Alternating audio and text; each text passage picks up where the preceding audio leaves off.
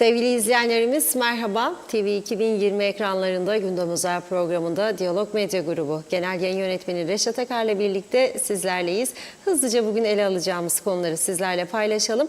İlk olarak bir zamanlar Kuzey Kıbrıs'ın en önemli ihracat sorunu olan narenciyede bu yıl üreticiler ürünün dalında kalmasından şikayet ederken Bangladeş'ten getirilen 500'ü aşkın işçinin yaşam koşulları ve ücretlerinin ödenmediğine ilişkin haberler bölgede ciddi gerilimlere yol açtı. Konuyla ilgili gelişmelerin yanı sıra Diyalog Medya'nın bölgede üreticilerle yapmış olduğu röportajları yayınlayacağız.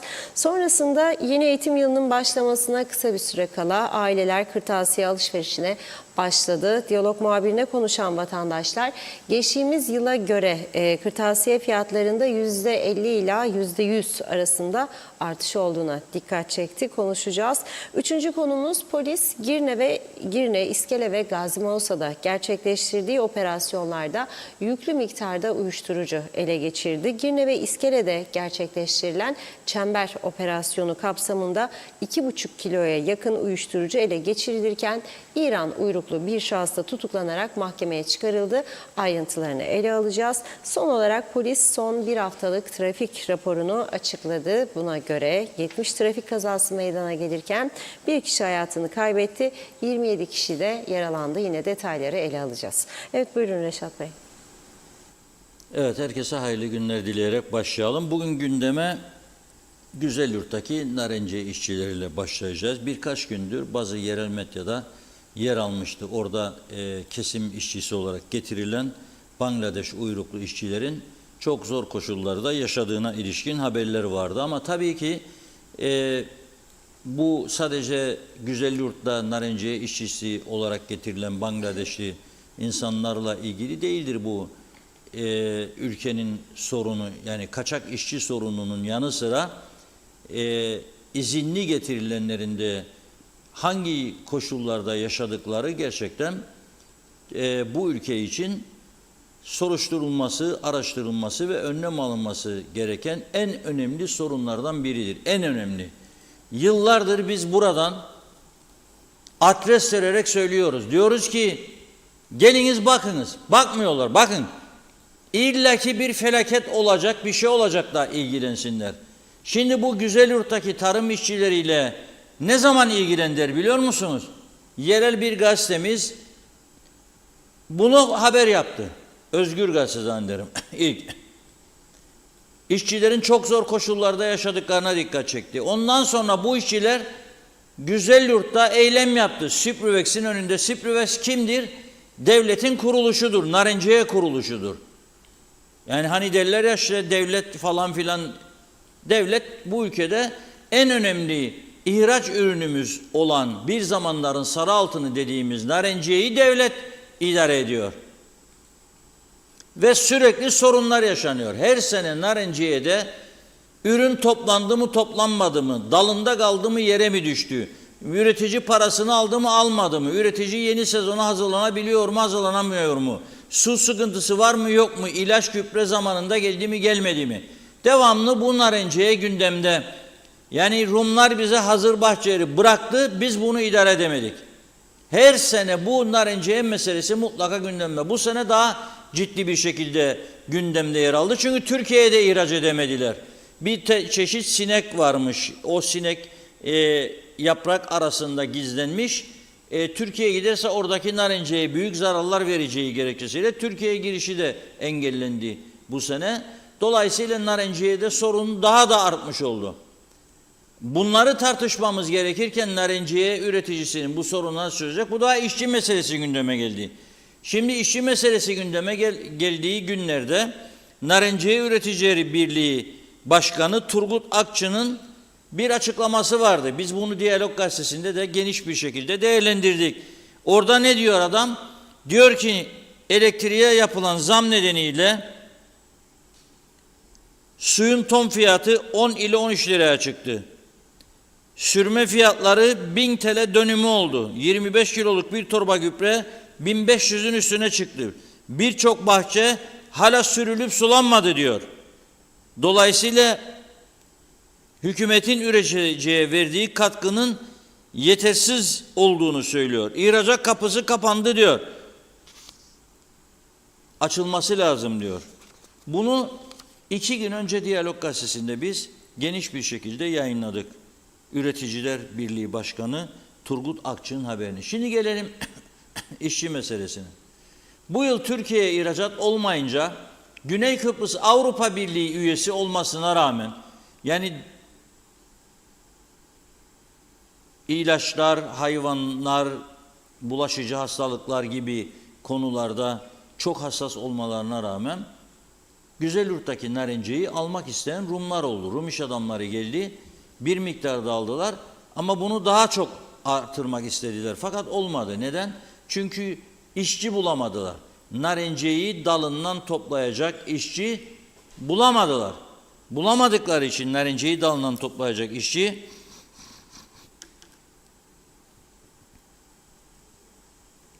bu sorun büyüdü ve sonuç itibariyle Sprüvex dedi ki ben bu ürünü toplayacağım. Belki bir kısmını sıkıp meyve suyu haline getireceğim ve o şekilde iç piyasaya veya ihracata yöneleceğim. Ortaya çıkan sonuca göre Bangladeş'ten tabii çeşitli iddialar var. Bunların bir kısmını İnşaat Müteahhitleri Birliği'nin getirdiği iddia ediliyor. Bir kısmını başkalarının getirdiği iddia ediliyor. Tam ortada net bir konu yok. Yani narenciye işçisini eğer Müteahhitler Birliği'ni getirdiyse bir kısmı ne ilgisi var sorusu gerçekten yerinde bir sorudur. Yani Müteahhitler Birliği ne ilgisi var ki narenciye alanında işçi getiriyor? Ne uzmanlığı var? Neye göre davranıyor? Düz işçileri getiriyorlar. Az önce gördüğünüz fotoğrafı da ben bugün şeyden aldım. Cyprus Mail'den. Eğer bizim bir medyamızdan aldıysa Cyprus Mail bilmiyorum. Yani kusura bakmasınlar. Başka yerden aldığımızı söylüyorum. Cyprus Mail'in internet sitesinde bugün yayınlanan fotoğraftır. Bu oradan aldım. İşte işçilerin durumu böyle.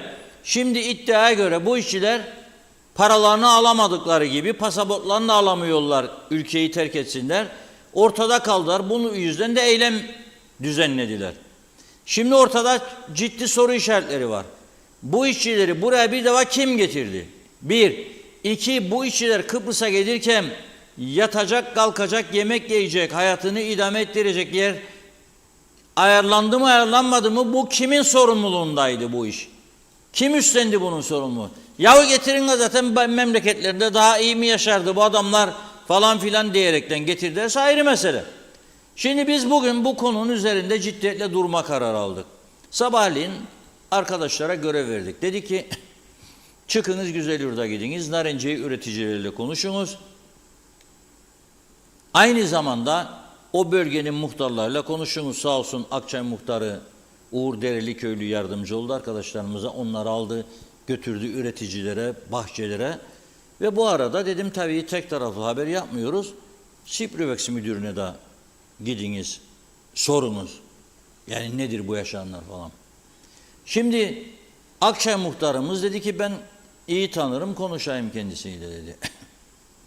Muhabirlerimize yardımcı olsun. Aradığı zaman Sprüvex müdürü poliste olduğunu söyledi ama çok çirkin bir ifadeyle ne yapayım şey yaparım demiş kendisine. Söylemeyin ben çünkü yayın yasaklarına gelir. Zaten söyleyemem. Çok çirkin bir ifadeyle diyor muhtar bize tepki gösteriyor. Sizin yaptıklarınızı temizlemeye çalışırız falan filan. Halbuki sana söz hakkı veriyorum. Ben konuş. Suçlamalar var seninle ilgili, devletle ilgili. Sen devletin bir memurusun orada. Arkadaş böyle bir tepki anlamadım. Bu Cemal Redif Bey'in kendine biraz dikkat etmesi lazım. Ya sinirleri çok bozuktur ya psikolojisi bozulmuştur. Bir süre dinlensin diye tavsiye ediyorum ben. Yani yoğun işleri vardır. Belki içinden çıkamayacağı hem siyasilerin baskısı hem narenciyede gerileme hem şu hem bu. Belki ciddi bir sağlık sorunu yaşıyordur. Belki sinirleri bozuktur. Psikolojisine hakim olamıyor. Bir süre dinlensin diyorum ben. İyi olur. Kendini tatile çıkarsın ve dinlensin. Ama sonra bakıyorum programa gireceğimde Kıbrıs Postası sitesinde açıklamanı görüyorum. Yahu sana sabahleyin geliyorlar ayağına Güzelurt'a kadar konuşmuyorsun. Sonra burada da hakikaten az önce söylediğimi teyit eder şekilde gergin, öfkeli ve bir yerlere saldırır bir vaziyette. Halbuki böyle bir görevde senin bunu yapmaya hakkın yok bir de var. Çünkü hedef noktasısın. Şimdi gelelim ne diyor işçiler için? İşçilere diyor pasaportlarını verseydik güneye kaçarlardı diyor. Paralarını verseydik diyor toplumun huzurunu bozacaklardı diyor. Bu toplumun huzurunu bozmasınlar diye vermedik diyor. Yani ne demek istiyor toplumun huzurunu bozacaklar bunlar? Erkek diller gidip huvardalık mı yapacaklar demek istiyor. Ne manaya çekmeye çalışıyor bilmiyorum. Bir şey var bunun altında. Ama kabul edilebilir bir şey değildir. Yani adamlara parasını vermiyorsun. Ne yapacak huzuru bozacak? Neyin huzurunu? Yani burada genel ev yok. Gece kulüplerine mi gidecek? Orada mı para harcayacak da huzur bozacak? Nedir? Anlaşılır gibi değil. Şimdi biz diyor ve bir de kimseden alacağı yoktur bizde diyor. 3 aylık maaş ödedik, 15 gün depozito tuttuk. Bu parayı da 3. Dünya ülkesinden gelen işçilerin toplum huzurunu bozmayacak şekilde kontrolde kalmaları için tuttuk diyor. Temmuz maaşları verilmedi diyor. Ancak cumartesi günleri haftalık tüketim alışverişi yapıldı diyor. Tüketimlerinin alışverişini yapmışlar, maaş vermemiş. Bu da bir acayip. 590 da kayıtlı insan olduğunu söylüyor. Bunlardan sadece bir tanesinin memleketine döndüğünü belirtiyor. Yaşam koşullarına gelince yattıkları yerde kalmayı kendileri istedi diyor. Bu insanların yaşam tarzı budur. Bir tencere yemek pişirirler ve kendileri elleriyle tencereden yerler. Ben mi değiştireceğim bunların kültürünü diyor. Müthiş açıklama bu yani. Adam diyor bunların diyor kültürü budur. Bir tencere yemek pişirir sonra elleriyle tencerenin içinde böyle böyle yerler. Şeyde ben de gördüm yani Dubai'li birkaç kişiyi. Dubai çok moderin falan yatırım var ama öte taraftan bir uzak doğu gezisinde gördüm yani masamda oturan Dubai'de ikamet eden bazı Arapların böyle elleriyle ama tabağa tencerede değil tabağa döküp tabaktan böyle yediklerini hatta bir eliyle şey der öteki eliyle de avucun içini doldururlardı. Yani kültürleridir doğrudur. Ama yaşam koşulları, suları var mıdır? Tuvalet ihtiyaçlarını giderecek yer var mıdır? Yok mudur? Bence bugün Güzelurt ovaları, Güzelurt tarlaları, o verimli narinciye tarlalarından insan dışkısıyla kaplandığını bana biri söylerse yanlış söylediğini düşünmem hiç. Yazıklar olsun. Memleketin birçok alanı insan dışkısıyla kaplanmış vaziyettedir ve bunu ileride temizlemek mümkün olmayacaktır. Ey insanlar uyanın, memleketinize sahip çıkın. İnsan dışkılarıyla kaplanmıştır birçok bölge. 590 tane Bengaldeşli kaç tuvaleti var onu söyleyin bana. Kaç tuvaleti var? Bizim muhabirimizi kabul etseydi muhabirimiz kendisinden isteyecekti. Al bizi götür, görelim yaşam yerlerini. Birlikte gezelim. Ne yapmayı düşünürsünüz? Nasıl bir çözüm önerirsiniz? Madem ki 590'dan sadece biri gitti, 589 kişi bu şartlarda mı yaşıyor? Nedir bunların durumu? Kabul edilebilir bir durum değil. Bunlar memleketlerinde öyleydi. Ben mi adam edeceğim bunları ya? Getiriyorsanız buraya veya birileri sizin için getirdiyse onlar da siz de sorumlusunuz. Getirdiğiniz insanların doğru bir şekilde yaşamlarını sağlamak zorundasınız. Yani tuvalet ihtiyaçlarını giderecekleri tuvaletleri olacak, duş ihtiyaçlarını giderecek suları olacak, yıkanacaklar, temizlenecekler, tertiplenecekler. Eğer sen bunları sağlamıyorsan ve mesela 30 kişi, 40 kişi bir odanın içinde kalıyorsa tek tuvalet, sıkıştığı zaman adam çıkıp o narinciye toplamak için geldiği, o narinciye bahçesine de giderecek ihtiyacını. Sonra da orada portakal yetiştirecek. Da siz bana portakal yedireceksiniz ya da portakal satacağınızı düşünürsünüz dışarıya ya da limon. Bilmeyen ahmaklar belki alır ama bilen aklı başında hiçbir insan almaz. Yazıklar olsun. 220 bin tondu asil nadir Meyna şirketini çalıştırdığı zaman 220 bin ton narenciye ihracatı vardı bu ülkede. Ama o zaman da sendikalar her gün grev, her gün grev, her gün grev. Ne oldu? O zaman o greve katılanlar şimdi der o dönemin mumla arıyoruz aslında. Ama batırdınız adamı. Rumlardan fazla düştünüz peşine. Yatırımcı istemedik biz bu ülkede. İyi iş yapmak istemedik. Herkesin cebi para doldu diyorlar o dönem. Şimdi nerede? O zaman ürünü vermeden peşin alıyordu parasını. Şimdi ürünü veriyor, parasını alamıyor. Be kardeşim, devlet ticaret yapamaz. Kuzey Kıbrıs Türk Cumhuriyeti ne ticaret yapabilir, ne narenciye satabilir, toplatabilir, üretip para kazanabilir, ne de geliştirebilir, ne de uçak işletebilir, ne de elektrik üretebilir, satabilir de bu toplumu temiz enerjiye kavuşturabilir. Devlet bunları yapamaz. Devletin girdiği her iş batmıştır, batmaya mahkumdur. Batırmamak için zorluyorlarsa bazı kuruluşları siyasi çıkarları için zorluyorlar ama gene bunun bedelini biz ödüyoruz halk olarak. Ve halk da uyuduğu için, başını kuma soktuğu için daha çok çekeceği vardır diyorum ben bu halkın. Çok çekecek. Örgütler de sadece kişisel menfaat olduğu için ortadadırlar. Dikkat edin. Hadi gelin bugün özelleştirelim. Peşkeştir özelleştirme. Ne istersiniz ya kardeşim? Bakım olsun da biz bu elektriği idare ederiz. Ne etmediniz 40 yıldır elektriği? İşte her iktidar değişiğinde değişiyor gidiyor. Bakın mesela çok enteresan bir şey gördüm. Dün bir eski milletvekili sağ olsun gönderdi bana program biterken. Belki yarın dedi buna değinirsiniz. Şimdi UPP'de 21 Eylül'de genel başkanlık seçimi var ya. Başbakan Ünal Özser'in 2 tane rakibi var. Biri Ahmet Karavelioğlu, eski banka genel müdürüdür. Ahmet Bey daha çok böyle ekonomik ağırlıklı konuşmalar yapıyor. Biri de partinin en eski milletvekili ve çok uzun süreli bakanlarından Hasan Taçoy. Hasan Taçoy'un açıklamasını yolladı bana. Ben görmemiştim bu eski milletvekili. Hem UBP'li milletvekili de değil ha. Muhalefetten milletvekiliydi. Bana gönderdi. Orada Hasan Bey diyor 4 ay içinde diyor %20 düşüreceğim elektrik ücretlerini. Şimdi ben bunu okuyunca gülmeye başladım. Ne dedim bilir misin? Kazanırsa dedim elektrik kurumu yönetimi gene değişecek demektir. Bakın dikkat edin. Çünkü bu mevcut yönetim eğer %20 ucuzlatabilecek olsaydı niye ucuzlatmıyor? Yani Ünal Bey'in getirdiği insanlar niye ucuzlatmıyor ona yardımcı olsunlar? Demek ki ucuzlama imkanı yok. Sen %20'yi nasıl ucuzlatacaksın? Demek yönetim değişecek ilk adım olarak da sonra belki bakalım oldu olmadı falan filan. Ünal Bey de tabii bu arada diyor zafere her gün bir adım daha yaklaşıyoruz. Memleketin konularını arada böyle bir esprili geçiş yapayım dedim. Siyaseti konuşmazsak olmaz. Zafere her geçen gün bir adım daha yaklaşıyoruz diyor Ünal Bey. O da diyor %20 düşürmezsem hesabını sorunuz bana diyor Hasan Taçoy Bey de. Enteresan bir yarış olacak gibi. Sanki CTP ile UPP yarışır. UPP ile CTP yarışır sanki. Halbuki aynı parti. Biri en uzun süreli bakan, biri halen şu anda partinin genel başkanı, başbakan. Enteresan bir ülkedir forever tiyarensi. Onun için forever diyorlar. Çünkü bunlar sonsuza dek yaşatmazsak eğer yani bizimle ilgili senaryo yazmak isteyenler neyi bulup yazacaklar? Yazamazlar. Şimdi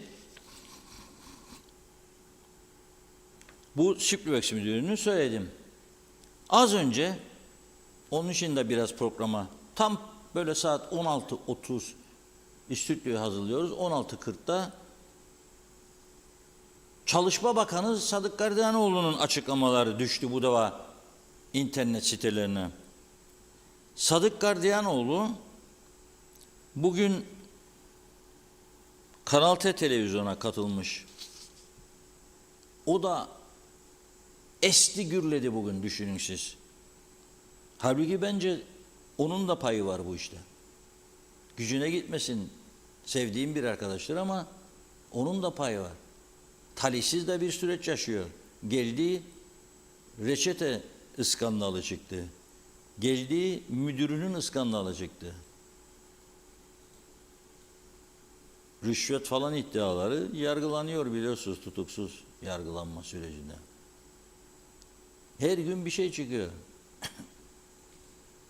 Ne çıktı? Kaçak işçi olayı çıktı. Ne çıktı şimdi? Narenciye işçileri. İhbar kabul ettim diyor. Ben bunu diyor, kimse bana ahkam kesmesin diyor. Allah! Ya bu işçiler geldiğinde senin Çalışma Bakanlığı'nın müfettişleri gidip denetlemeliydi haftada bir gün bunları. 590 tane adam geldi bu ülkeye yabancı ve o bunları çalıştıran devletin bir başka şirketinin müdürü diyor ki ben onların kültürünü değiştiremem. Madem ki bizim kültürümüze uygun insanlar da değildirler. Senin müfettişlerin onları gidip denetlemeliydi. Hangi koşullarda çalışıyorlar, çalıştırılıyorlar? Aç mıdırlar, tok mudurlar, hastalık var mı yok mu bu ülkeye ne getirdiler? Bunlar yok. Diyor ki kimse bana hakem kesmesin, kimse beni tehdit de etmesin diyor. Ben bunlara gelmem diyor. Verilerle konuşurum diyor. Bir şikayet de olmadı diyor bize ayrıca resmi şikayet. Zavallı Bangladeşliler neyin resmi şikayet? Mektup yazmasını madem yemeği bilmezler, kaşığından yesinler de avuçlarından yerler. Mektup nerede yazarlar? Bilgisayarı nerede bulacaklar da size resmi mektup yazsınlar? Onları getirenler nerede? Gayiptir, ortada yokturlar arkadaş. Esas onları çekmeniz lazım. Senin tehdit etmen lazım. Onları gelin buraya bakalım demen lazım. Adalet huzurunda hesap vermeniz lazım. Ne anlama gelirse bu söz, bunu senin onlara söylemen lazım. Yok başkalarına mesaj verin. Bilmiyorum. Daha önce diyor Türkiye'den gelince çadırlarda bile kaldı diyor. Onun için diyor kimse bana hakem kesmesin diyor. Önce diyor Türkiye'den ekipleri istendi gelsin diyor, olmadı diyor. Dolayısıyla diyor ya Narenciye diyor yere düşecekti ya da resmi olarak 3. dünya ülkesinden getirecektik diyor. Bunların geri gönderilmesinde hiçbir sıkıntı yok. Vardır. Uçak bileti isterler. Bangladeş'e 1500-2000 doların altında değildir uçak. Kim verecek bunu? Eksik maaşı varsa ödenecek diyor. Ama işçiler kendileri gitmekten vazgeçiyor. Şikayeti olan da varsa diyor, çeksin gitsin Mali polise diyor, ifade versin diyor. Çok güzel vallahi. Evet, hemen buna bağlamak istiyorum. Havada, karada, denizde Ömer Kadiroğlu dedik, git Güzelyurt'a narenciye üreticileriyle konuş. Gitti, konuştu. Esas son durumu yerinden, olay yerinden birlikte izleyelim. Deki sıkıntılar nelerdir? Öncelikle siz köye geldiğiniz için hoş geldiniz. Narenciyemiz kendimin de vardır. Bir de babamdan, kardeşimden kalanlara bakarık. Yani narenciye işine uğraşırız ama su yok. Yani damlama, su lazım. En az haftada bir alınsın. Biz alırız 10 günde bir, 12 günde bir. Yani yetersizdir su. Türkiye'den geleceğiydi. Geldi, geliyor, geldi, geliyor. Aha durum meydanda. Susuz olmaz. Nasıl yapacaksın? Nasıl çıkaracaksın? Bir daha çıkarın sataman. Mesela benim bu sene üstünde kaldı. Dalında döküldü. Düşünsen hangi ayda? Şimdi Eylül'e giriyoruz. Nisan'dan beridir bakarım bu seneki ürüne. Geçen sene baktıklarımda durur içeride bir kuruş almadık daha. Nasıl olacak bu iş? Yani almadan nasıl vereceksin? İlaç ister, su ister, çapalama ister, emek ister, onu ister. Neyle nasıl yapacaksın almadan? 2 sene var bakarım. Geçen senenin maksırı düştü. Bu senenin de zaten oluyor üstünde. 1 ay sonra biter yani bakım. Eylül bilemedin Ekim işte. Yağmur be inşallah yağmaz da zaten hep kurak da gitti. Kordon suvarın nerede bulacaksın da suvarasın? Yani aklıları bile kesmez çıksınlar desinler bir %30 avans verelim bilmem ne verelim. Bir kat su olsun ödesinler. Cemal var köyde sucu arkadaş giderken İbo git para yatır bankaya da su. Neyin nereden? Nasıl yatıracaksın? Abi para almadık. Nasıl yapacaksın? Nereden keseceksin da veresin ora? Yani üretmek suçtur. Tarım Bakanı lazım çözsün bunları. Bilmem hangi bakanlık bağlıysa yani otursun gelsin baksın çözsün. 2 sene sonra dümdüz olacak bu yerler. Bir torba libazma 1 milyar oldu, 1000 TL oldu ya. Bir torba libazma 1 milyardır. Sürme daha beter. Yani girdiler çoğaldı. Pahalıdır çok. Yetiştirmen. Yani bunlar hesaplar sadece hesaplamaz ya günlüğünü yani hesaplayarsın hiç çıkaman içinden. haftada bir lazım damlama su arasın. Biz 10-12'de su arın. Nasıl olacak? Su yok dersen adam o azaldı, bu azaldı, bilmem ne azaldı. Yani su yok, alasın da su arasın. Yani para tutsan da su da bulamam ha, su arasın.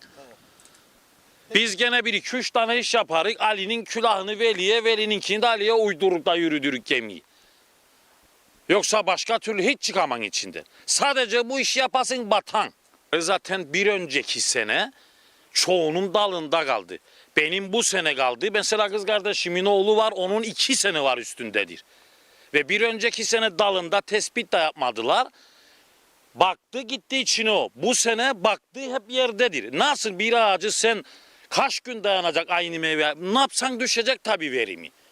Nerede onu kesesin Nisan'da rahatlasın 1-2 ay boş kalsın ağaç çappalayasın yani havalansın. Bekle babam bekle böğün geldiydi yarın geliyor. Geldim geliyorum hepsi üstündedir. Çoğunun üstünde kaldı ya. Bu portakal ansızın böğümedi ya da geldi dalına. Bilinir şu Nisan'da kesilecek. Neden daha önceden tespit yapmadılar bu işçi konusunu çözsünler? Çünkü bir önceki sene de aynı konum oldu. Çoğunun kaldı dalında. Yani çarşambanın geleceği salıdan belliydi. Ne için o turumdan önlem almak? Ne iş yapan? Ne yapan onda yukarıda? Evet. Bir şey daha söyleyince güçlerine de gider. Ödediler kinkleri. %100 ödeyeceğine kinki. %70'ini öde kinkin de %30'unu da ver Valencia'ya avans. Bakabilsin herkes. Ben Şubat'tan bir tek Şubat ayı su varmadım. Gordon su ararım. Benim Valencia'dır diye ne yapayım? İpe çekeceksin beni ne yapacaksın? Almasak aylık hep kurudan ay dikkenleri gitsinler de hoşuna gitsin hepsinin. 2 tane oğlum var benim götürürüm genleri gece gündüz boru çek, lastik çek, onu çek. Ne yapalım yani çocukları? Bırakalım genleri babamızdan atamızdan kalanları böyle. Bu şekil yapsınlar da gülsünler bize. Da el pençe divan gidelim duralım işe al bunu da 2 sene sonra iş isteyecekler. Ne için kurudayım ben bunları? Yazık günahtır bu narenciyeye ya. Ya. Ha kaldı dalında da ödeyoruz demeyle değil. Kalmayacak dalında. Çünkü gelen senenin verimi düşer. Gelen sene 50 keseceksen 40 kesen 30 kesen tonunda. Çünkü düşer. Hep üstündedir portakallar. Narenciye'de üretimden pazarlamaya kadar birçok sorun vardır. Esas sorun üretim maliyetleridir. Narenciye üretiminin devamı konusunda önce hükümetin karar vermesi lazım. Bu üretime devam edilsin mi, edilmesin mi? Çünkü uygulanan ve yapılan icraatlar üretimin durdurulması yönünde icraatlardır. Bu devleti yöneten erkin kararını vermesi lazım. Eğer üretime devamısa üretim maliyetlerini yani bu üretimin, narenciye üretimini desteklemesi lazım. Eğer karar verdiyse hani son zamanlardaki gelişmeler ve uygulamalar bu üretimin durması yönündedir. Örneğin bu yıl bir hastalık bahanesiyle yeşilleme hastalığıyla Türkiye'ye ihracat olmadı. Zaten 1994'ten beri ABAD kararlarından dolayı Avrupa'ya ihracat yoktur ve bu ürünü bu yılda 60 bin ton civarında Valencia'yı 60 bin ton civarında da King mandalina türü narenciyeyi Türkiye'ye ihraç yeşilleme hastalığından dolayı ihraç edilmedi. Bunu konsantrede değerlendirilmesini öngörüldü. Fakat konsantre kapasitesi bu ürünün tümünün değerlendirilmesine yeterli değildir. Dolayısıyla yarı ürün konsantreye değerlendirildi. Yarı ürün de dalında kaldı. Bunun tazmini konusunda hükümet bir adım attı ama bu yeterli değildir.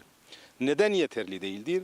Çünkü üretim maliyetleri o kadar bir yükseldi. TL'nin değer kaybından dolayı son 2-3 yıldır %100 değil %600-700'lere kadar bir üretim maliyeti artışı oldu. Bu yıl Valencia 6.000, King Mandora'ya da 5.500 verildi. Oturdu Ciproex dedi ki ben 4.000 lira alabilirim. Hükümet de dedi 2.000 lira veririm. Oturdu üretici birlikleri zaten burada esas sorun odur. Üretici birlikleri üreticinin sorunlarına sahip çıkamıyor. Bir Ocak ayında biraz yağmur yağdı, sulanmadı. Kasım'da sulandı, Aralık'ta sulandı, Ocak'ta, Şubat'ta, Mart'ta yıl boyu sulandı. Bu maliyetler yüksek bir maliyettir. Yani verilen fiyat üreticiyi cover etmez. Dünyanın uyguladığı sistem vardır. Dünyanın uyguladığı programlar vardır. Örneğin tarımsal üretimde kullanılan suyun 500 ayaktan çeker bu. Üretici suyu. Elektrik harcar. Elektrikler o kadar bir pahalı. Bugün özel arabasını kullanan bir şahısla 500 ayak derinden çeken bir adam, dizel ise mazot parası aynıdır. Elektriği ise havuzlu villayla kullanan bir vatandaş, 500 ayak derinden su çeken bir vatandaş elektrik şeyi aynıdır. Bu dünyada yoktur böyle bir şey. Bu maliyetleri sen üretimde özel olarak tedbir alacaksın ve indireceksin. Gübre fiyatları o da aynı. TL'ye dayalı, TL'nin değer kaybettiği sürece bu ihraç ürünü olduğu için, ithal ürünü olduğu için fiyatlar artar. Gübre de aynı. Bu maliyetleri sen düşürmek zorundasın. Eğer üretime devam etmek istersen, öyle biz üreticinin yanındayız, üretimi destekleyeceğiz, sözde öyle olmaz. İcraat gereklidir. Evet, oldu. Üretimde şöyle bir düşüş oldu. Az önce saydığım zorluklara, üreticinin yaşadığı sorunlardan dolayı üretici bahçesine hem psikolojik olarak hem maddi olarak, çünkü sen para almazsan senin içinden gelmiyor o üretime devam etmek için. Önünde de tedbir alacak biri yoksa sen devam edemem. Bir de bu yıl kuraklıktan dolayı maliyetler arttı, sürekli sulama. Onun için üretici yeterince bakımını yapamıyor ve ben diyorum ki en az %20, %30 bu yıl devre dışı kaldı. Narinciye düşüş yaşandı. Göreceksiniz önümüzdeki sene rekolte düşüklüğü olacak. Su sıkıntısı bir, gübreler her şey pahalıdır. Biz ürünümüzü dibelik ucuza veririk. Ve Eylül'e giriyoruz ve hala da bir tel almadık. Ben o kadar bir meraklıyım. Benim malımı kesmediler. Cebimden işçi tuttum. Ben de çabaladım. Yere düşürttüm. Ve gittim yukarı fabrikaya. Dedim gelin alın 3-4 gün var ben malı kestim ödedim de. Ve onlar hani gezer o arabalarla o hendilere seslendireyim. Geleceklerini alsınlar bu malı da sıksınlar. Onu da yapmadılar. Kaldığı yerde bu mal çürüdü. Onlara da bir çeki düzen verin. Çünkü öyle bir şey olur ki arkası olan keser, başka bir şey yok. Hazır malı, ödediğim malı ki istemediğim gazını akşamın üstünde gelip almadılar. Böyle giderse önümüzdeki senede zaten portakalın 1/4 kaldı üstünde. Kaldı akşamın üstünde 1/4'dir meyve. Yani böyle giderse de bize su gelmez, Türkiye'nin burada bir hazırlık yapmazlar. Mecbur olarak gör derim. Gördüğüm an ertesi gün de mezara gideceğim. Başka çaremin yaşım 74'tür ve ben ovaların içinde dövünüyorum, durmam. Geçen sene meyvelerimiz iyiydi, bu sene üstünde kaldı diye malın 1/4'idir.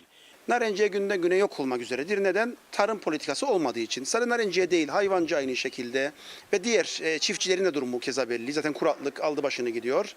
Önlem alabildik mi yıllar var? Hiçbir önlem alamadık. Neyin politikasını yaptık, neyin planını yaptık? Hiçbir şey yapmadık. Örneğin Anadolu'dan su geldi Türkiye'mize, teşekkür ederek yüz binlerce. Ne yaptık, bu suyu kullanabiliyor muyuz? Hiçbir şekilde kullanamıyoruz. Ne oluyor? Kuyu sularını kullanıyoruz. Kuyu sularının maliyetleri çok yüksek. Elektrik giderleri, kırılma giderleri. Köylü 15 liradan 13 liradan su ödeyip ton başı ağacına bakmak istiyor. Köylü bunu da kabul ediyor. Ödüyor ama dönüyor narenciyesini satamıyor. Neden? Çünkü bir politika yok. Bu narenciye nereye satılacak? Hangi ülkeye ihraç edilecek? Önceden bir çalışma yapıldı mı? Yapılmadı. Hiçbir şey yapılmadığı için ağacında kalıyor. Ağacında kaldığı için tekrar köylü ağacına bakmak için verim alamıyor. Çünkü eski meyve de yeni meyve de üzerinde 1/4'e düşüyor. Yani bu sıkıntılar nasıl çözülecek? Bunlar tamamen merkezi hükümetlerin, devletin politikası olması lazım. Suyu bir an önce köylere kavuşturması lazım. Seneye geldiğinizde bu gördüğünüz ağaçların yarısını göremeyeceksiniz. Çünkü devlet politikası, efendime söyleyeyim tarım politikası yoktur. Günübirlik biz demeç verip, günübirlik biz insanlarımızı kandırıp bu politikayı sürdürüyoruz. Bunları da biz muhtarlar söylemeye devam edeceğiz. Kimse gücenmesin. Kazanamıyor. Eskiden narenciyeden, patatesten, enginardan kazanıyordu. Biriktiriyordu veya harnıbından. Onları da bitirdik. Ne olacak bu işin sonu? Nereye varacak? Yani çok ciddi bir şekilde çok geç kalmadan önce su, sonra da güzel bir tarım planı yapılması lazım. Çünkü topraklar günden güne kayboluyor. Topraklarımız yavaş yavaş inşaata dönüşüyor. İnsanlar usandığı zaman ne yapacak? Satıyor. O yüzden yani ben inşallah umudumu kaybetmiyorum ama ciddi atılımlar yapılmaz ise tarımda tamamen tarımcılık, hayvancılık ve çiftçilik bu ülkede bitecektir. Bayağı düştü. Binlerce ton geriye gitti. Bu sene dalında kalan ürünler, insanlar hala da paralarını alamadı. İnsanlar ödeme bekliyor. Su parası geliyor. Nasıl ödeyecekler? Ondan bundan kesiyor. Çocuğunun rızkından kesen insanlarımız vardır. Haçlığından kesen insanlarımız vardır. Biz bunları söylediğimiz zaman değerli Ömer kardeşim suçlu oluyoruz. Siyaset yapıyoruz diyorlar bize. Biz bu doğruları söylemek zorundayız. Değerli izleyicilerimiz izlesin bizi. Söylemek zorundayız. Çünkü gerçekten gidişatımız iyi değil. Günübirlik politikalarla bu işler yürümeyecek. Köyler çökme noktasındadır. Kimse kimseyi kandırmasın. Politika yapmıyorum. Hiçbir gönül şeyim de yoktur. Seçilmişlere sonsuz saygım var ama seçilmişlerse görevlerini yapacaklar. Gelip Akçay'da bir günlerini geçirecekler. Bostancı'da, Zümrütköy'de. Gelip görsünler durumlar kötü.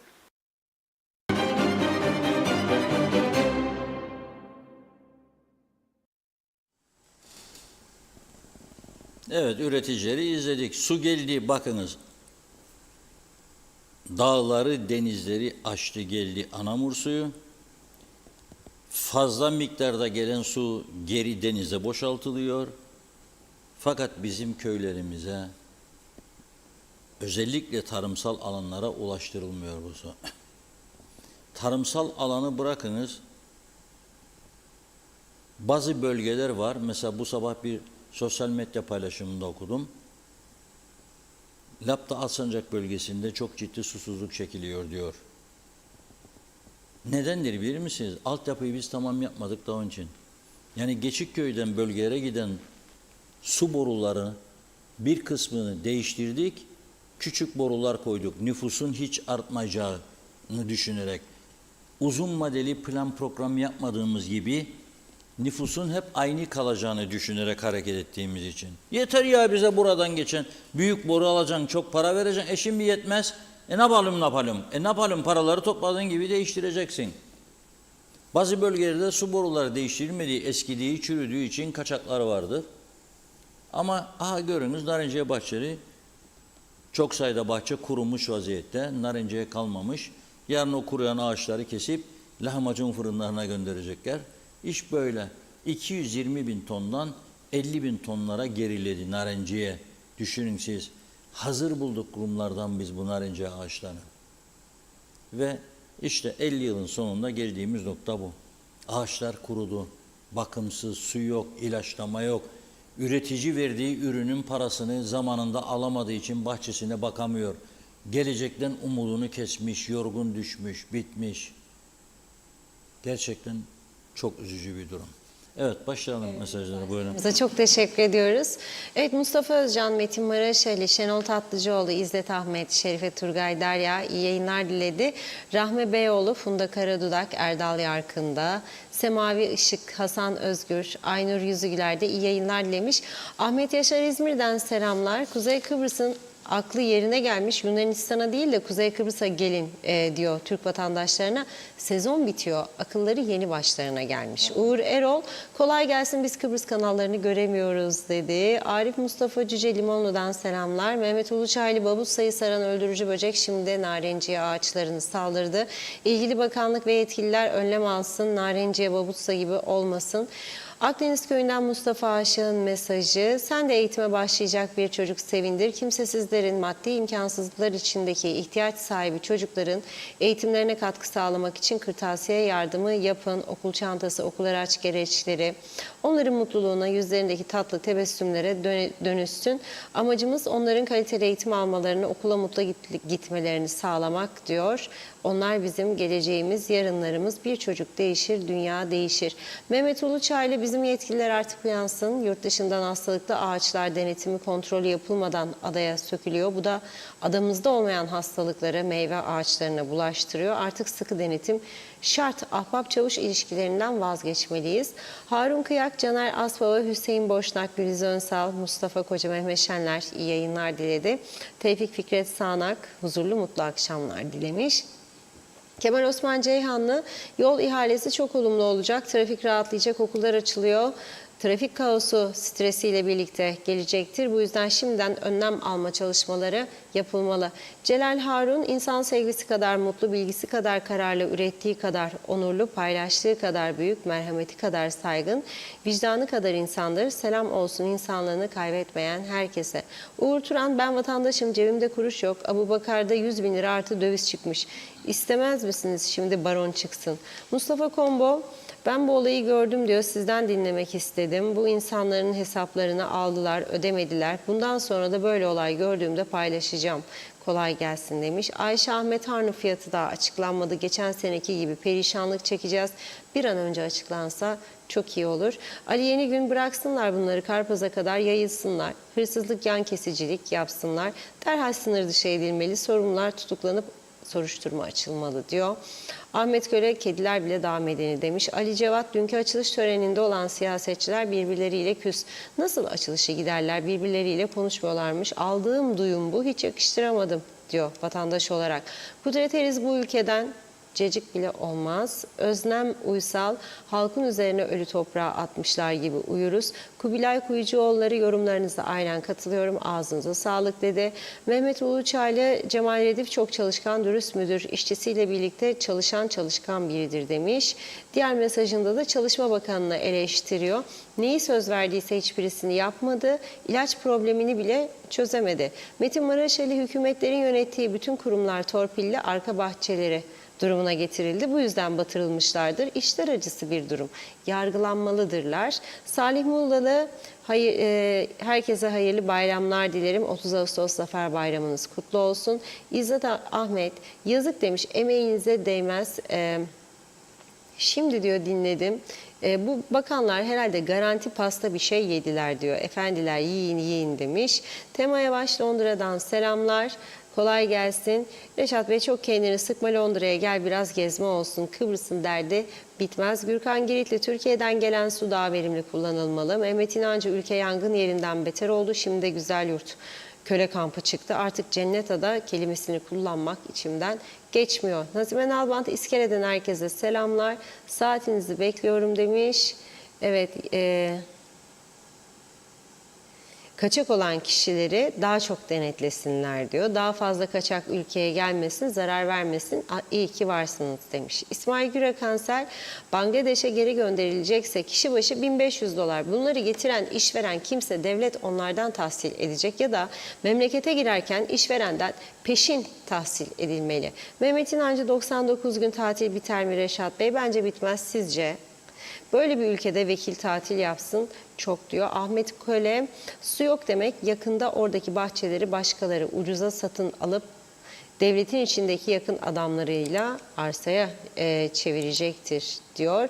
Osman Rakibet, güzel bir yayın olsun demiş. Celal Harun, yalancı, vicdansız, kıskanç, cahil, cimri, sürekli geçmişiyle ilgili boş hikaye anlatanlardan, egosu yüksek ve her şeye olumsuz bakan kişilerden uzak durun diyor. Oya Hanım, iyi yayınlar diledi. Nazime Nalbant, tekrar yazıyorum, okullar açılacak ama okul kıyafetleri o kadar yükseldi ki bir çocuğa 5000 TL yetmiyor. Asgari ücretler nasıl alacaklar? Nacizane soruyorum, hayat pahalılığı aldı başına gidiyor, olan olmayanın halinden anlar mı dedi. Bir iki mesaj daha aktaralım. Elmas Özevlat, hayırlı yayınlar, Allah senden razı olsun Reşat Bey demiş. Ahmet Köle, köylü milletin efendisidir. Mustafa Kemal Atatürk'ün sözünü paylaştı. Zeliha Adaman, iyi yayınlar diliyor. Ahmet Yaşar da demiş ki, Kuzey Kıbrıs'ta tarım sınıfta kalmış, tarımsal sulamayı bile beceremiyor. Türkiye'den ders alsın dedi. Fevzi Teke, Hüseyin Nuroğlu, Hasan Derviş Temel, Emir Çağan, Ferah Yılmazer Olkar, Alper Ali Güllü de iyi yayınlar, kolay gelsin dediler. Teşekkür ediyoruz. Yine devam edeceğiz. Buyurun. Evet, çok teşekkür ediyoruz. Bu narenciye işçisi olarak getirilenler Bir arkadaşımız gönderdi. Ben görmemiştim. Serdinç Maypa'nın sitesinden almış. 440 tanesini Müteahhitler Birliği getirmiş. 173 tanesini de Ticaret Odası diyor. Özelden gelen mesajda bana.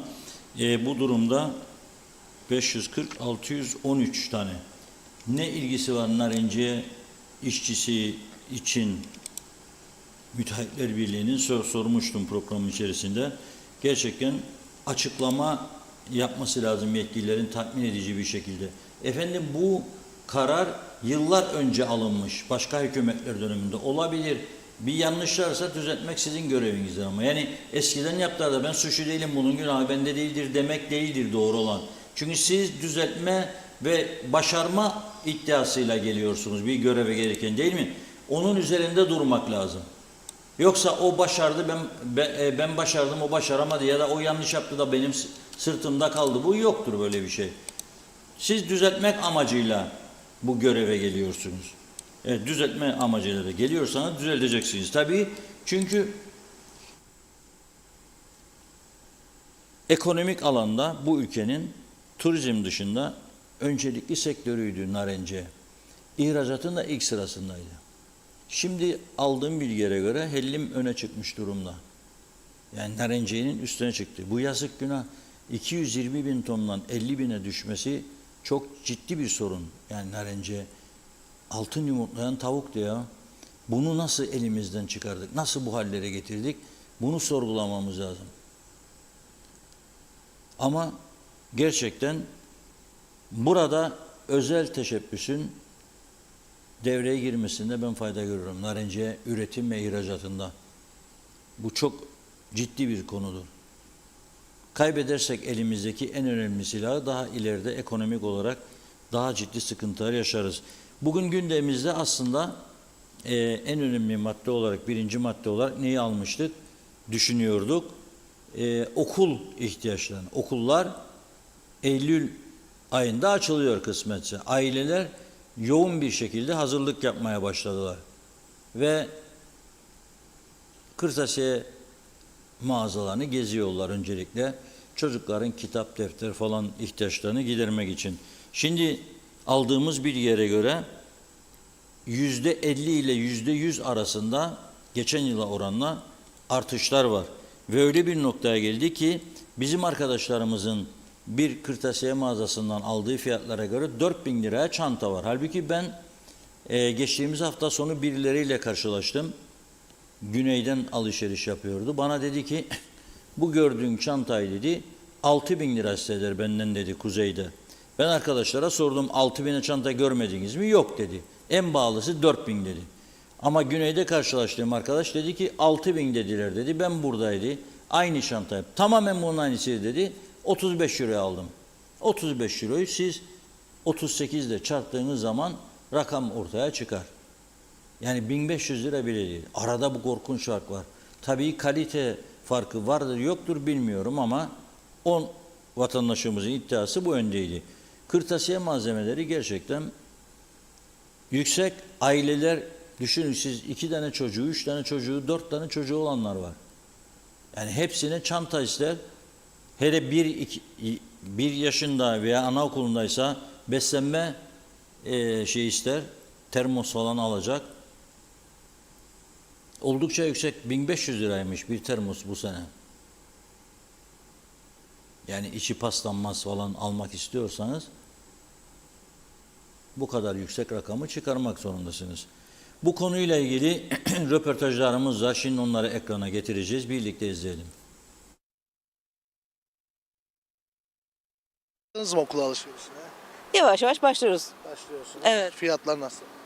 Fiyatlar tabii ki döviz arttıkça fiyatlar da artıyor. Yani tabii bütçeyi biraz sarsacak gibi. Olacak. Masraf çok olacak. Bir kızım da üniversiteye gidiyor. Yani Onun da masrafı var. ondan masraf var tabii. Şu anda ben çalışmıyorum. Eşimin maaşından yani idare ediyoruz. Ha, evimiz var ama yine de tabii ki sarsıyor yani bütçemizi. Tabii ki yani alan var alamayan var. Hani ben şu anda hani bazı şeyden kısıp ben almaya çalışıyorum. Çocuklarım eksik olmasın.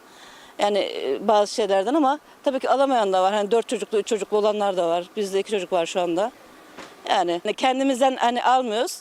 Yani çocuklarımız şey yapsınlar, o mahcup olmasın arkadaş ortamında, yani giyim konusunda, yani okul alışveriş konusunda. Yani kendi çocuğum değil ama torunum var. O da çocuğunuz. Evet. Okumak yani çocuğun edebiyatla ilgili kitaplarını, ödev kitaplarını evet. Malumunuz ekonomik kriz de var. Bir yandan mutfağa yetişmeye çalışıyoruz. Diğer yandan Evet. okul alışverişleri başladı. Neler söylemek istersiniz? Vallahi yani ekonomik kriz o kadar yüksektir ki artık çocukların yemeklerini, sütlerini kestik. Ama kitabı mecbur kalalım çünkü okulda bu çocuklar rezil olacaklar sonra. Yani sınıf arkadaşlarından aynı derecede kalması lazım. Yani çünkü biz evde ne yediğimizi kimse görmez. Ama çocuğu kitapla götürmezsek hoca bu sefer bir şey söyledi, bu çok mahcup olacak. Onun için ki ekmekten, sütten kestik, kitapları alacak. Başka çaremiz yok. Fiyat yani dün aldığımız 5 liraya bugün ister 10 lira. Yani hiçbir şey eskisi gibi değil yani. Yani bu kadar. Hayat pahalılığı diyelim ki %70 ama bizde her şey %100 arttı. Nasıl olur bu iş? Evet, döviz %50 arttı bir yılda. Efendim döviz inanmış %100 arttı. Nasıl olur bu iş? Biz onu anlamadık yani. İşte biraz dede, biraz baba, biraz anne götürecek yani. Başka çaremiz yok. Yani büyükler olmasa, anne babalar olmasa. Asla olmaz. Asla. Bugünkü yöneticiler hiçbir şey bilmez. Hangi verdikleri sözü yaptılar? Hangi sözü? Bir tane söyleyeyim bak ki bir söz verdi de yaptılar. Bakma çıkarlar dediler biz yaparız istikrarı. Ne istikrarı?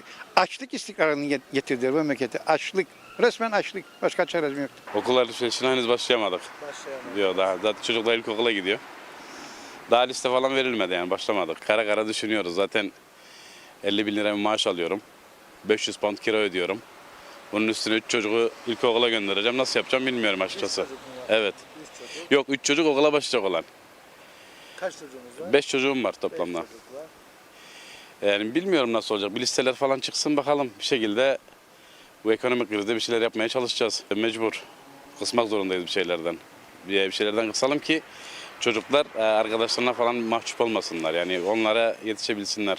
Yani bir sterlin olmuş 45, euro olmuş 38-40. Yani nasıl olacak bilmiyorum. Maaşımız, her şeyimiz TL ile bir şey soruyorsun. En basit ev kirası ya. Yani barınak. Yani 500 sterlinden başlıyor. 2+1, 3+1 evler. Ne olacak böyle asgari ücrete çalışan, asgari ücretin üstüne bir tık çalışan yani nasıl geçinecek? Tek mi çalışıyorsun? Tek çalışıyorum. Evim yani eşim ancak çocuklarla ilgileniyor. Ben de tek başıma mücadele ediyorum. Bir işten çıkıp yani bulursam ekstra işte de gitmeye çalışıyorum ki aileme yetişebileyim. Yani bu başka ülkelerde bu iş öyle değil. Sosyal devlet vardır. Senin her türlü ihtiyacını karşılamaya çalışır. Burada öyle bir şey yok. Yani hayat şartları çok zor. Yani eşim tek çalışıyor mesela. Ondan sonra ayrıyetten 2 tane daha çocuğum var. Bakalım nasıl yapacağız. O da eşim işi bırakmıştı mesela. Borcum da var. Bir şekilde ayarlamaya çalışacağız. Alışverişe başlamadım. Babası var. Eşimden ayrıyım, babası var. O başlamıştır herhalde. Ha, çocuklar ondan mı kalıyor? Evet. Ama daha başlamadık. Siz de yapıyorsunuz Yapıyoruz. ama. Yapacağız daha. Vallahi evet etkileniriz çünkü biliyorsunuz her şey ateş pahası. Bilmem. Bakacağız bakalım. Ne durumlar ne olacak? Okulun istekleri ne olacak bilmiyoruz. Ya gitsin canları sağ olsun ama görüyorsunuz her şey çok pahalı. O yüzden Peki çekeceğiz yani birkaç ay. Biraz indirim yapsalar çok iyi olacak. İnsanlar da etkilenmesin çünkü inanın hiçbir şey yaklaşamıyoruz ya. Sadece okul şeyleri değil. Yiyeceklerde her şey hiçbir şey yaklaşamıyoruz. Kaçıyoruz hep böyle artık. Mesela bu ay kirayı ne bileyim yarım ödeyebilirim. Elektriğimi mesela bu ay ödeyemeyebilirim. Suyumu ödeyemeyebilirim. Öyle. Şu an bu sene başlayacak orta bir ya ilkokula. Evet. okul alışverişine başladınız mı? Şu anda başlamadık.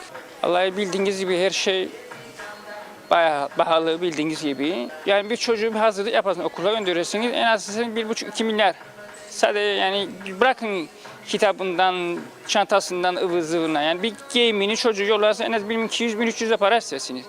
Vallahi güneyde çalışıyorum ben.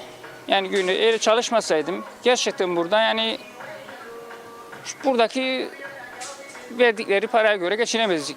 Yok böyle bir söz konusu olmaz. Yani çocuğunun okul şeyini kesemeyin. Doğru dediğin başka giderleri kimi aileler var yani durumu çok iyi değil. Bazı şeyleri kısarlar. Yani böyle çocuğun da şeyini kesemeyiz. Olmaz. Bu yüksek fiyatlarla ilgili yetkililerden beklentiniz ne? Yani bu fiyatları bayağı pahalıdır. Yani düşürme şansları yoktu. Düşürmezlerse yani zannetmiyorum düşüyor bu fiyatlar ama gün geçtikçe süre daha çok pahalı olacak. Yani şu an bir asgari ücret ne kadardır? 30-32 ne kadardır? Yani bir aile yani kirası var bunun, suyu var, elektriği var. Yani bunları nasıl karşılayacak ve çocuklarının şeyi nasıl karşılayacak? Yani bir anda bu yani bu fiyatları biraz daha aşağı çekmeyeceğiz. Yani hayat bir düzen koymaları lazım böyle.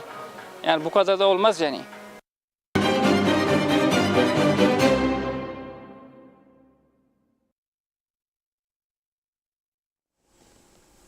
Evet, okumak bir dert, okul malzemelerini karşılamak bir dert. Yani ciddi sıkıntıların yaşandığı gözle görülür haldedir. Her ne kadar dövizde %50 civarında olsa da son bir yıllık artış, malzemelere bunun yansıması daha yüksek miktarlarda gerçekleşiyor. Bu bir gerçek. Yani bunu inkar etmek mümkün değil. Sıkıntılı bir süreç var. Eylül ayı geldi mi? Şimdi tabii bu arada vatandaşlar, güneye geçebilenler açısından söylüyorum, yeni bir alternatif var. Nedir? Güney. O yüzden kuzeyde kırtasiye malzemesi satanlar özellikle fiyatlarına dikkat etmek durumundadırlar. Çünkü bakın söylüyorum, bir hafta önce güneydeki dev bir mağazada kırtasiye bölümü oldukça güçlü. Ben çok sayıda Kıbrıslı Türk insan gördüm. Çocuklar için kırtasiye malzemesi topluyorlardı. Çanta alıyorlardı, diğer ihtiyaç malzemelerini alıyorlardı. Ve iddiaya göre gene söylüyorum, kuzeydeki fiyatların altındaydı. Bunu görünce ben zaten arkadaşlara dedim ki, siz gidin fiyat alınız, konuşunuz. Geçen sene neydi, bu sene nedir falan bir uyarı olsun. Ve bu konuyu gündeme getirmiş olduk. İnşallah güneydeki fiyatlarla bir kontrolünü yaparlar. Ve aşırı kar gütmeden ellerindeki müşteriyi kaçırmazlar. Aksi halde seçenek var. Bugün Metehan Kapısı Lefkoşa'da oldukça yoğundu. Oldukça gene. Her zamanki gibi diyeceğim ama bazı günler kuyruk uzadıkça uzuyor.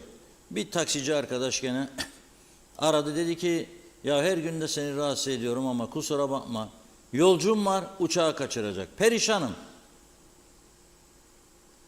2 saatte daha uzattım süreyi dedi. Buna rağmen dedi çakıldık kaldık Metehan'la. Arkadaşlarımız da dedi ki gidin bakın. Gittiler. Ne söylüyor insanlar dedim. Bana verdikleri bilgi bazı geçişlerin nedeni çocuklar için de okul alışverişi yapmak olduğunu söyler. Bakın tekrar ediyorum, okul alışverişi yapmak istediklerini söyler. Serdar Şengül bu konuyla ilgili röportajları yaptı. Ben bunu da ekranlara getirip öyle devam etmek istiyorum. Hiç olmazsa elimizde sağlıklı bilgiler, veriler olsun, onun üzerine konuşalım. Diyalog Medya Grubu ekibi olarak şu anda Metehan sınır kapısındayız. Özellikle Eylül ayının gelmesiyle birlikte okulların açılması da Metehan sınır kapısındaki trafiği tetikliyor. Diyalog mikrofonlarına konuşan vatandaşlar okulun açılmasıyla beraber trafik yoğunluğunun Metehan sınır kapısında daha da artacağına inanıyor. Yaklaşık yarım saattir kuyruktayım. Yarım saattir. Yarım saattir. Efendim, karşılıklı geçişlerin hızlanması için size göre ne yapılmalı? Vallahi onu devlet yetkilileri çözüm bulacak. Her şeyi bizden daha iyi bilirler. Evet. Özellikle bu aralar okulların açılmasıyla bu Metehan'daki sıkışıklık daha da artacak. Tabii, çünkü her şey yarı fiyat orada. O yüzden. Evet. Okul alışverişi için mi geçiyorsunuz Evet, şu an? aynen öyle. Evet. Çünkü Efendim, burada 200 lira olan şey orada 50 lira. kuzeyde fiyatlar nasıl oraya göre sizce? Ateş pahası. Tek kelime. Külliyenin yapılmazsa gördüğünüz gibi yani günden güne ileriye giderik. Evet. Efendim, şimdi okullar da açılıyor. Bu trafik daha da sıkışacak. Tabii ki. Ne düşünüyorsunuz bu konuda? Yani beterin beteri var. Allah hakkımıza hayır versin. Benim 2 tane oğlum var. Evet. Alırım maaşı ancak onlara yeter. İşte biz de hanımla tarhana çorbasına talim. Bunun tarafında mı çalışıyorsunuz? Yok, Türk tarafında çalışırım. 45 bin lira maaş. Yarısı çocuklara gider, yarısıyla elektrik, su. Tamam, yeter. Evet. Okul alışverişi için mi geçiyoruz Rum tarafına? Orada Tabii daha ucuz okul diyorlar. alışverişi, eve alışveriş. Yani her şey, paraları değerli ama her şey ucuz. Tabii bize göre ucuz. Yani orada çalışmış olsam herhalde bu tarafa geçmem hiç. Kalırım orada. Gezmeye birazcık dolanalım. Kaç dakikadır yoldayız? Vallahi bir 10-15 dakika oldu biz de burada Kermiya'dayız yani yakındayız. Evet. Her gün böyle mi burası? Her zaman olmaz değil Ercan abi. Maalesef ama genelde böyle yoğun, çok kötü. Öğlen vakitleri biraz dolu. Mahvolduk. Özellikle okulların açılmasıyla birlikte bu sıkışıklık daha da artacak. Ne düşünüyorsunuz? Sen ne düşünün abi? İnşallah olmaz. Ben çok gitmem de Ercan abi biraz gider sever. İnşallah gerçekten düzelir ki rahatlarız geçişlerde. Peki geçişlerin rahatlaması için ne yapılmalı? Yorum yok. Çok eleştirmeyelim bu durumu. Evet. Her şey ya İnşallah daha iyi olacağız. görünen köy kılavuz istemez. Yani bir şeylerin değişmesi lazım ama nasıl yapılır? Bu statik durum, statüko nasıl değişir bilemiyorum artık. Yarım saate geçti. Evet. Peki yarım saat boyunca arabanın içinde neler yaptınız? Yandık. Sıcaktan Sıcak yandık. havada. Evet. Efendim özellikle şimdi okulların açılmasıyla bu yoğunluk daha da artacak. Bunun için ne düşünüyorsunuz? Daha da kötü olacak demek ki. Karşılıklı geçişlerin artması için ne yapılmalı size göre? Yeni kapılar açılması şart. Bir ümidiniz var mı yeni kapıların açılmasına yönelik? Benim Kıbrıs'tan hiçbir ümidim yoktur. Hiçbir ümidiniz kalmadı. Yok. Peki özellikle trafikte bekleye mi bu umudu yitirdiniz? Her şeyinde. Bütün devlet işlerinde böyledirler çünkü. Yani 20 dakika 25 öyle. Siz Rum tarafında yaşıyorsunuz. Evet. Metehan'daki bu trafik problemi sizce nasıl çözülebilir? Vallahi bilmiyorum ama uzmanlar bilir daha iyi.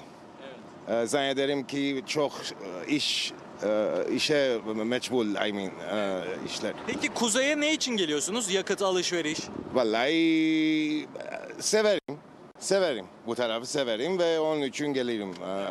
Size göre burada neler daha ucuz? Sigaret ve petrol. Evet, bu ikisi. Onun dışında marketler pahalı mı sizce? Evet, aynısıdır. Yani aynısıdır. İki tarafta da aynısıdır.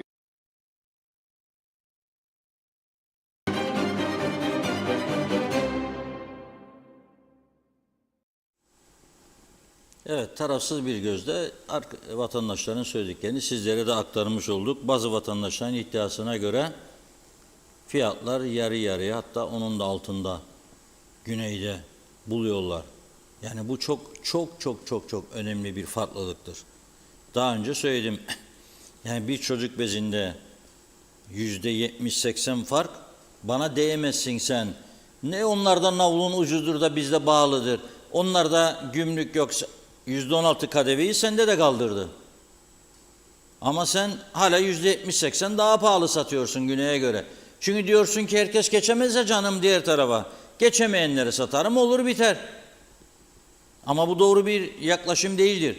Esas sorunu Kıbrıs'ı Türklerin, Kuzey Kıbrıs'ın, Forever Tiaren'sin esas sorunu kazık sorunudur. İnanın buna.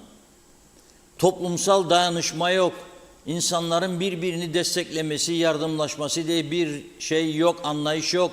O eski dayanışma ve yardımlaşma ruhunu kaybettiğimiz için büyük sıkıntı yaşıyoruz burada. Benim olsun, hepsi benim olsun, bana ne ondan, ben karışmam, yapaydı, edeydi. Bu zihniyete döndüğümüz için kaybediyoruz.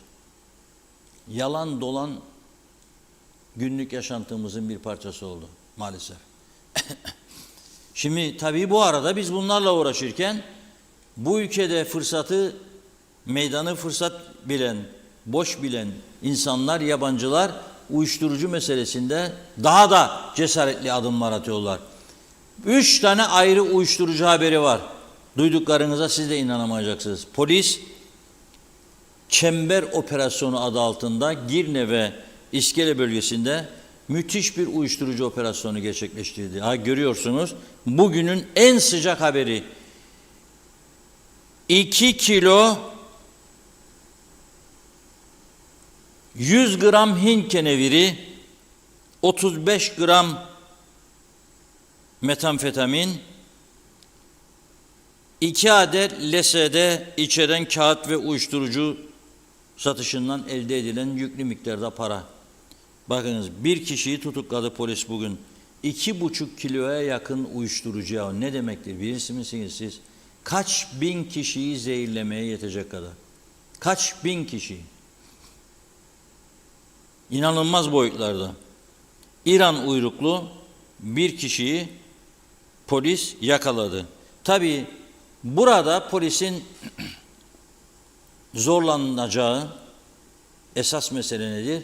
Bu İranlının kiminle bu işi yürüttüğü.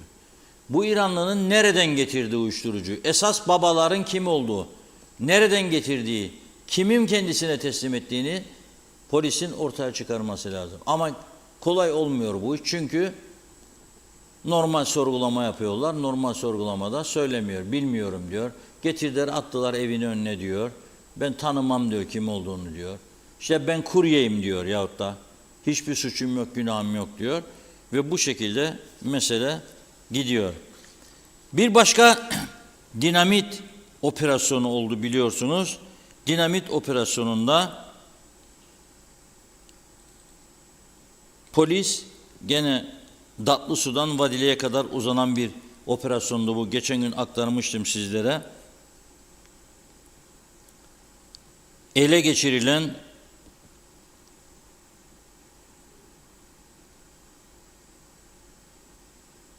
uyuşturucu miktarı 50 gram Hint keneviri, 4 gram metamfetamin, 2 gram kokain, 6 adet uyuşturucu hapı, tekrar başka bir kısmında 6 adet uyuşturuculu kağıt, 5 gram kokain, 1 gram metamfetamin ve polis tabii bu kovalamacadan sonra tutukluyor bu şahsı.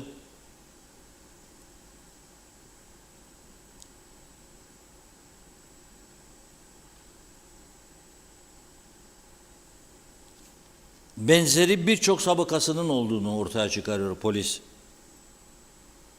Benzeri birçok sabıkası var diyor. Bakalım kaç yüz kişiyi, kaç bin kişiyi bugüne kadar zehirledi arkadaş. Ve biz de burada kurultay kavgaları, bakanlık kavgaları, başbakanlık kavgaları, tartışmalar, ardından seçimler, meçimler, yönetici atama, götürme, getirme, bunlarla uğraşıyoruz. Adamlar resmen burayı beyazla örttüler, zehirliyorlar.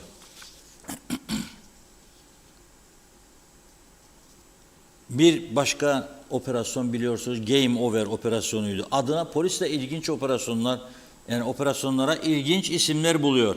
Mesela az önce okuduğum dinamit operasyonuydu. Birinci okuduğum çember operasyonu.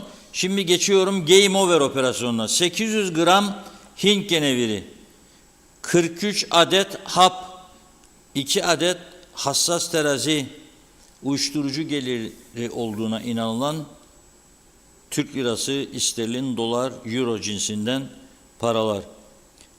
Ve polis bununla ilgili olarak bir Nijeryalıyı tutukluyor. Nijeryalı'nın okul kaydı var ama okula gitmiyor. 2 dönemdir de kaydını yenilememiş. Dolayısıyla mahkeme bugün bu Nijeryalı'yı 3 ayı aşmayacak şekilde cezaevine gönderiyor. Cezaevi patlamış durumda şimdi bu şekilde. Anladığımız o, patlamış durumda. Şimdi suçlarda ciddi artışlar var. Geçen gün biliyorsunuz o Ganalı, sokakta uyuyan, yatıp kalkan, devamlı gülümseyen bir kişiyi cezaevinden çıkarmak ve burada ikametini yasal hale getirmek için bir gecede yasa gücünde kararname çıkardı. Şimdi kamuoyu tartışılıyor. Bu zavallının cebinden 100.000 TL çıkmış. Vay efendim 100.000 lirayı nerede bulmuş? Hemenden bizim de şeyimiz çok ha. Merak çok. 100.000 lirayı nereden buldu? Ya bu adam çalışmıyor, sokaklarda yaşıyor. Bütün Lefkoşa'nın da tanıdığı bir insan olarak isim yapmış. Gelen geçen orada otururken biri veriyor 1000 lira, biri veriyor 500 lira. O da cebine koyuyor büyük bir ihtimalle. Geçim yiyor, içiyor işte bir yerlerde yatıp uyuyor, kalkıyor. Bunu sorguluyor. Esas sorgulanması gereken 10 binlerce kaçak var bu ülkede. Nerededir? Kimse bunu sorgulamıyor. Ha buna da yasal statü verdiler kalsın diye ama yani vatandaş olarak kalacak anlamında gelmez. Ha bir taraftan başka mesele var. Hafif suç işleyen birisi bakın. Hafif suç işlemiştir. Her insan hata yapabilir. Girdi bir markete ufak birkaç şey aldı. Almaması lazım tabii ama düştü bu hataya. Şimdi sen ona öyle bir ceza veriyorsun ki anası, babası, kardeşleri hepsi KKTC vatandaşı 30 yıldır bu ülkede ama ona diyorsun ki sen marketten çips çaldın ya da ne bileyim ben 2 tane içecek aldın senin ikamet hakkın olmaz bu ülkede. Daha doğrusu vatandaşlık hakkın olmaz. Yani bu yasalar ne zaman geçti, nasıl geçti hepsinin gözden geçirilmesi lazım. Eğer cinayet yoksa, eğer uyuşturucu yoksa, katillik yoksa, tecavüz yoksa hafif suçlarla ilgili yeni bir düzenleme yapmak lazım. Siz daha ağırına mesela bu Nijeryalı 8 yıl bu ülkede 10 yıl kaçak yaşıyor. Oturma izni yok, hiçbir şey yok.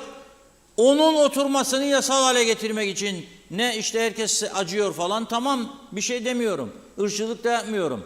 Başkası gibi cebinden 100 bin lira çıktı. Vay nereden buldu da demiyorum. Normaldir olması diyorum hatta. Parası pulu yok. Bankaya gitse bankada yüzüne bakmazlar. Ne yapacak? Cebinde o paltonun cebinde saklıyor parayı. İşte çıkara bittiği zaman gene birileri verecek demektir kendisine. Herkes tanıdığına göre.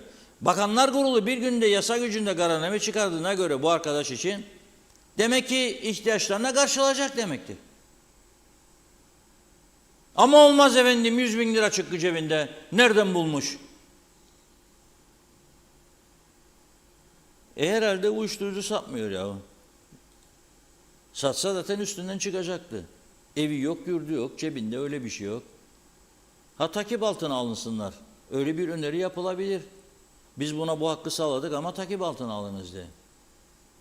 Ama genel bu suç değerlendirmeleri için bir mesela vatandaş oldu da çips çaldı. Atabilir mi kendisi vatandaşlık? Yok. Ama ne yapayım olaydı öteki de. Olmadı. Yani bir denge bulmak zorundadırlar. O eskimiş çürümüş yasaları yeniden ele alıp değerlendirmelerinde ben fayda görüyorum. Buyurun Funda Hanım. Kaldığımız yerden devam edelim mesajlarımıza. Evet Celal Harun, tarım politikasının acilen revize etmemiz lazım. Bu iş böyle bitmez. Gezip tozlamayla iş olmaz, yazıklar olsun. Murat Ulubey, susuzluk bilinçsizce inşaat izni verilmesinden dolayı oluyor. Elektriğin yok, suyun yok. Bir mahallede 30 hane varken 5 günde bir gelirken ya da geceleri elektrik yüklenmesinden mum ışığı gibi yandığını bile bile sen o mahalleye 40 dairelik ya da 80 dairelik bir site için izin veremezsin demiş. İnternet çekim alanını bile diyor hatta eski evlerin yağmur yağdığında akış yönünü kapatamazsın. Ama bu ülkede olur. Ali Köl Londra'da Kemal Gümüşören'e selamlar devamlı sizi izliyor demiş. Ahmet Yaşar, Reşat Bey bırakın güneyi atlayalım gemiyle Mersin'e. Alın oradan kırtasiye ürünlerini Mersin'de daha uygunmuş. Gaye Kök tabii ki ülkede her şey pahalı. Şimdi okul ihtiyaçları var zamlandı ama bir çanta 2-3 bin olabilir. Zamanda bütçeye uygun çanta alınacak. İllaki marka olacak diye bir şey olmamalı. Okula çocuk yolladık. Bütçemize uygun olanı aldık. Sözün kısası çocuklarımıza marka alıştırdığımız için suçu biraz da kendimizde arayalım. İsmet Sencer harikasınız demiş. Fikret Gönlübol, Fevzi Mehmetçioğlu. İyi yayınlar diliyor. Günay Şeherli okullarda tam gün eğitim olsun. Çocuklara sabah süt ve yağlı ekmek verilsin. Buna kimsenin itirazı olmaz. Asgari ücret günün koşullarına göre ayarlansın. Eğitim Bakanlığı ve Tarım Bakanlığı'na davet ediyorum. Samimiyseler hem esnaf ve çocuklarımızı ileriye taşısınlar. Çünkü bu ülkenin geleceği onlardır. Turgay Gezen, Kıbrıs'ın güneyine geçebilenler çocukları için okul alışverişini Jumbo'dan yapsınlar diyor. Bizimkiler ne yazık ki fiyatlar konusunda utanmayı atmış bulunmaktadır. Ergün Yahat, gerçekten kuzey çok pahalı dedi. Zehra Sencer, Karpaz'dan sevgilerimle demiş. Teşekkür ediyoruz. Sayır Eker, selamlar. Halkın duymaz, kulaklara girmez, ömürler biter, şikayetler tükenmez. Cengiz Güzelay, Reşat abi ve tüm izleyenlere sağlıklı, huzurlu akşamlar diledi. İzzet Ahmet, bir başbakan demedi mi Singapur yapacağım Kuzey Kıbrıs'ı? Buyurun eserinize sevininiz demiş. Funda Karadudak, sesimiz oldu Reşat Bey diyor.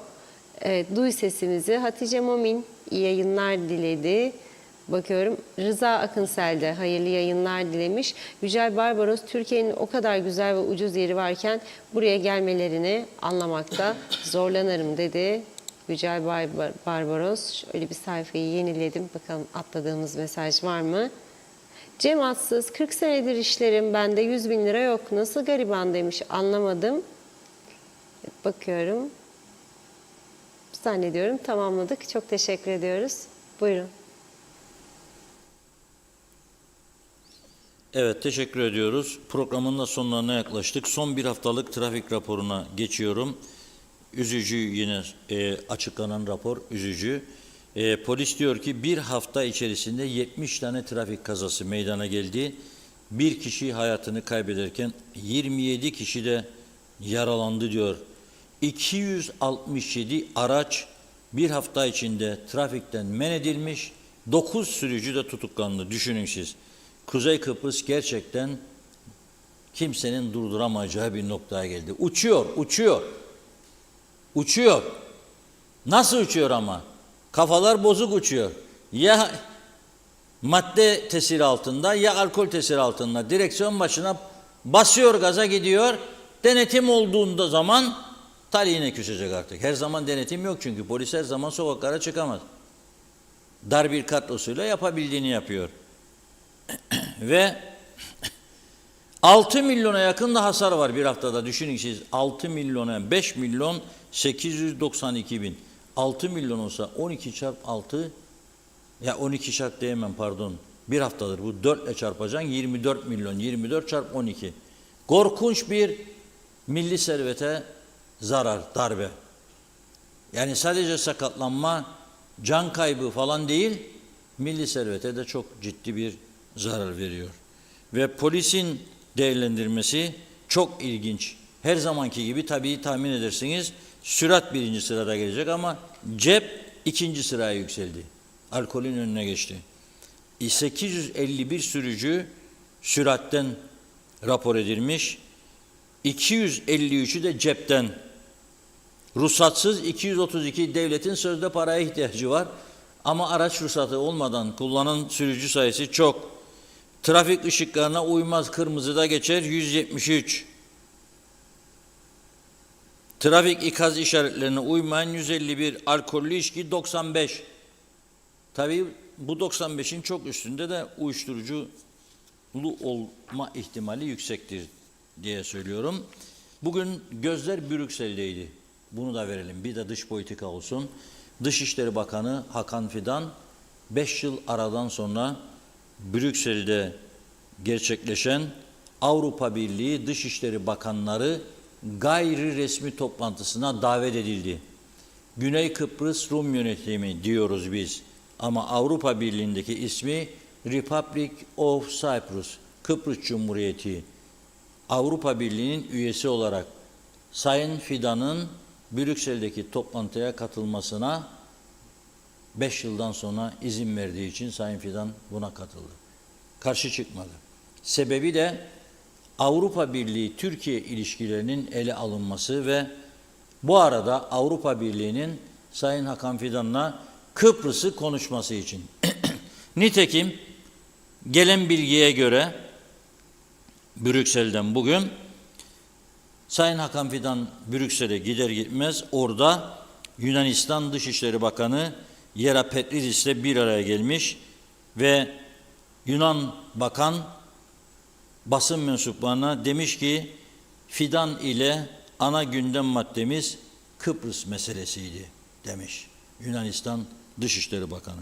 Ben de buradan devamlı söylüyorum. Eylül ayından itibaren bir hareketlilik görebileceğiz Kıbrıs konusunda. Bütün bu mülkiyet meselesiyle ilgili tutuklama emirleri, turizme yönelik baskılar bizi çözüme teşvik etmek, zorlamak amacını güttüğünü zaten az önce görüntülerde de izledik. Güney Kıbrıs Dışişleri Bakanı Konstantinos Kombos bunu itiraf etmişti. Bir takım argümanlar geliştirdik. B ve C planlarını uygulayacağız. Müzakere masasını kurmak için. Ve öyle görüşüyor ki Avrupa Birliği'nde Brüksel'de bugün başlayan temaslar, bu arada bize yönelik ekonomik ambargolar, Eylül ayı içerisinde Birleşmiş Milletler Genel Sekreterinin liderlerle önce ayrı ayrı yapacağı görüşmeler Kıbrıs meselesinin bundan sonraki süreci konusunda belirleyici olacaktır diye düşünüyorum. Evet, bugünlük bu kadar. Yarın 30 Ağustos Zafer Bayramı. Mustafa Kemal Atatürk'ü rahmetle, özlemle, hasretle anıyoruz. Bu 30 Ağustos resmi tatil günü olması nedeniyle biz de bir gün müsaadelerinizle gündem özele ara veriyoruz. Pazartesi günü inşallah, maşallah güzel haberlerle birlikte oluruz. Evet, çok teşekkür ediyoruz. Tamamlıyoruz sevgili izleyenler. Yeniden görüşünceye dek hoşça kalın. İyi akşamlar.